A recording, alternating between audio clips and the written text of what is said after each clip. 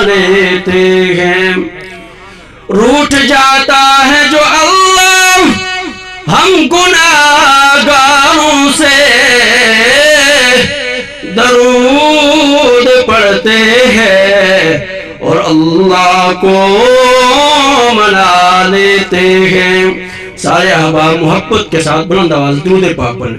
اللہم صلی علی محمد وعلی آل محمد كما صليت على إبراهيم وعلى آل إبراهيم إنك حميد مجيد اللهم بارك على محمد وعلى آل محمد كما باركت على إبراهيم وعلى آل إبراهيم إنك حميد مجيد۔ محترم سامعین، حضرات، علماء اکرام، میزبان ہونے کی حیثیت سے میں اپنی حاضری لگوانے کے لیے یہاں حاضر ہوا ہوں۔ ہمارے مہمان یہاں تشریف فرما ہیں، یہ ہم سب کے مہمان ہیں، ہم ان کو یہاں آمد پر خوش آمدید کہتے ہیں۔ اللہ ان کا آنا قبول فرمائے۔ اور یہ جو مجلس آج سجائی گئی ہے، ایک تو میرے اور آپ کے پیغمبر جناب رسول اللہ صلی اللہ علیہ وسلم کے ذکر کے حوالے سے یہ محفل سجائی گئی ہے، اور آقا کا ذکر تو بہت بلند ہے۔ قرآن کریم نے کہا وَرَفَعْنَا لَكَ ذِكْرَكَ، میرے آقا کا ذکر تو بہت بلند ہے۔ ہم جیسا گناہگار اس آقا کی شان پر کیا گفتگو کر سکتا ہے، لیکن یہ بابرکت مجلس ہے۔ سب سے پہلے تو میں ہمارے بہت ہی مشفق، بہت ہی مہربان، بڑا ان کے ساتھ قلبی تعلق تھا، جب بھی ملتے تھے مسکرا کر ملتے تھے، اور یہ مسکرا کر ملنا یہ میرے آقا کی سنت ہے۔ حضور علیہ السلام نے فرمایا جو شخص مسلمان اپنے مسلمان بھائی کے ساتھ مسکرا کر ملتا ہے اور جب وہ ہاتھوں کو چھوڑتا ہے اللہ اس کے گناہوں کو معاف کر دیتے ہیں۔ یہ مسکرا کر ملنا میرے آقا کی سنت ہے، یہ بھی ایک کمال ہے۔ آج دیکھیں میرے محترم دوستو، آج میں اور آپ بھی زندگی گزار رہے ہیں۔ قرآن کریم کی جو آیت پڑھی ہے لَقَدْ كَانَ لَكُمْ فِي رَسُولِ اللَّهِ أُسْوَةٌ حَسَنَةٌ، کہ آقا صلی اللہ علیہ وسلم کی زندگی وہ میرے لیے، آپ کے لیے، قیامت تک آنے والے ہر مومن مرد اور عورت کے لیے ایک بہترین نمونہ ہے۔ آج میں اور آپ اپنی زندگیوں کو دیکھیں، کیا میری اور آپ کی 24 گھنٹے کی زندگی وہ اس آقا کی سنت کے مطابق گزر رہی ہے یا نہیں گزر رہی؟ اس نبی کی سنت کے مطابق ہم زندگی گزار رہی ہیں نہیں گزار رہے؟ کہ جو نبی میرے لیے، آپ کے لیے تڑپا ہے، جب بھی ہاتھ اٹھائے، ہاتھوں کو بلند کیا، اپنے کنبے، خاندان، قبیلے، اولاد کے لیے دعائیں نہیں کی، اگر دعائیں کی تو اپنے ایک ایک امتی کے لیے کی۔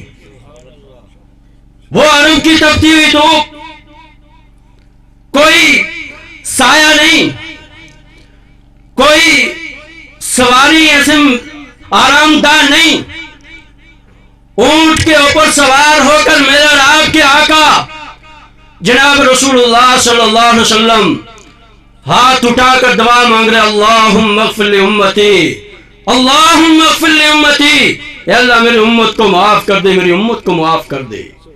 10 منٹ نہیں، 10 گھنٹے نہیں، 10 منٹ نہیں، بلکہ میرے آپ کے آقا صلی اللہ علیہ وسلم 5 گھنٹے لگاتار دعا مانگتے ہیں اللہم اغفر لی امتی، اے اللہ میری امت کو معاف کر دے، میری امت کو معاف کر دے۔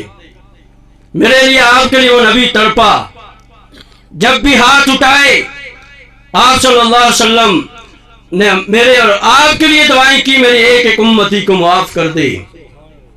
جبریل امین تشریف لا رہے ہیں آقا صلی اللہ علیہ وسلم کے پاس، ساتھ اسرائیل بھی آ رہے ہیں۔ جبریل امین آپ صلی اللہ علیہ وسلم کے پاس تشریف لے جاتے ہیں، آنکھوں سے آنسو جاری ہیں، آقا صلی اللہ علیہ وسلم نے پوچھا او جبریل کیا بات ہے آج تیرے آنکھوں سے آنسو کیوں جاری ہیں؟ جبریل امین فرماتے ہیں اے آقا لگتا ہے وحی کی باریں ختم ہونے والی ہیں۔ امام الانبیاء نے فرمایا کیا وجہ ہے؟ کہا میرے ساتھ اسرائیل بھی آئے ہیں لیکن اللہ نے حکم دیا جب تک میرا محبوب اجازت نہ دے میرے محبوب کی روح قبض نہیں کرنی۔ جبریل امین ارشاد فرما رہے ہیں آقا صلی اللہ علیہ وسلم نے فرمایا جبریل میں تو اپنے رب سے ملاقات کے لیے تیار ہوں، میں اپنے رب سے ملاقات کرنا چاہتا ہوں، لیکن جاؤ پہلے جا کر میرے رب سے پوچھ کر آؤ کہ میرے جانے کے بعد میری امت کا کیا ہوگا، میرے جانے کے بعد میری امت کا کیا ہوگا۔ آج میرے محترم دوستو ذرا میں اور آپ اپنی زندگی کا جائزہ لے، جس نبی نے آخری پیغام دیا تھا جاتے وقت پیغام دیا میری امت دو چیزیں چھوڑ کے جا رہا ہوں، ان کو پکڑ کر رکھو گے دنیا اور آخرت میں کامیاب ہو جاؤ گے، فتنے اور فساد سے بچ جاؤ گے۔ وہ دو چیزیں کیا تھیں؟ ایک اللہ کا قرآن، دوسرا میری سنت۔ ان دو چیزوں کو اپناؤ گے گمراہی سے بچ جاؤ گے، اور میری ان دو چیزوں کو اپنا کر زندگی گزارو گے اللہ تمہیں فتنے اور فساد سے محفوظ رکھے گا، دنیا اور آخرت میں کامیاب ہو جاؤ گے۔ اور میرے آپ کے نبی نے جو آخری پیغام دیا تھا میری امت نماز نہ چھوڑنا، میری امت نماز نہ چھوڑنا۔ آج ذرا دیکھیں میں اور آپ مؤذن پکارتا ہے اللہ اکبر اللہ اکبر، اور ذرا میں اور آپ دیکھیں کہ ہم اللہ کے اس حکم کو پورا کرتے ہیں یا نہیں کرتے ہیں۔ جس نبی نے معراج کے موقع پر تحفے کے طور پر نماز لائی تھی، اللہ نے تحفہ دیا تھا، جس نماز کے بارے میں فرمایا کہ آقا صلی اللہ علیہ وسلم نماز میرے آنکھوں کی ٹھنڈک ہے، کیا ہم نماز پڑھ کے اس نبی کو ٹھنڈک پہنچا رہے ہیں نہیں پہنچا رہے؟ آج فرمایا کہ نماز چھوڑنا ایمان اور کفر کے درمیان فرق کرنے والی چیز ہے، لیکن ہمیں اس کی کوئی فکر نہیں ہوتی۔ اس لیے میرے محترم دوستو وقت کم ہے، ضرورت اس بات کی ہے جن حالات سے میں اور آپ گزر رہے ہیں، ان حالات سے اور اس بیماری سے اور ان حالات سے اگر ہم نے بچنا ہے اس کا واحد راستہ اللہ کا حکم اور جناب رسول اللہ صلی اللہ علیہ وسلم کی تعلیمات کے مطابق اپنی زندگی کو گزارنا ہے۔ اگر یہ نہیں ہوگا تو ہمیں کوئی بیماری سے کوئی ہمیں بچا۔